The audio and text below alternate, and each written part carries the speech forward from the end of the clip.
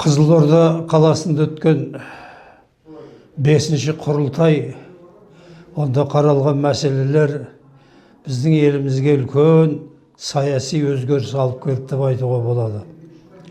Себебі осы құрылтайдың жиналысынан кейін елімізде бір үлкен серпіліс басталған сияқты. Себебі президентіміз өте үлкен қадау бір ұсыныстар айтып, сол ұсыныстарды жүзеге асыру бойынша қазір жұмыстар жүріп жатыр. Әсіресе мынау референдум өткізу, ол референдумда қаралатын негізгі мәселелер мынау бір палаталы неге көшу, парламентке көшу, онан соң барып халықтық кеңес құру, онан соң мынау депутаттар санын азайту, халық кеңесіндегі депутаттар санын көбейту сияқты мәселелер өз ұсынысын тапты деп ойлаймыз.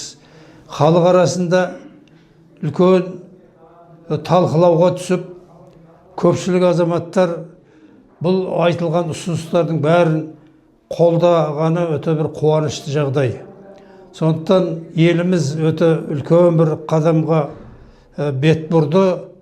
Келешекте Құдай қаласа референдум өтіп, халық қолдап, президентіміздің бастаған бастамалар жүзеге асып жатса, құба-құп ол енді еліміздің барлық жағдайын, әлеуметтік жағдайын, еліміздің халықтың тұрмыс жағдайын, басқа жағдайларды реттейді деп ойлаймыз.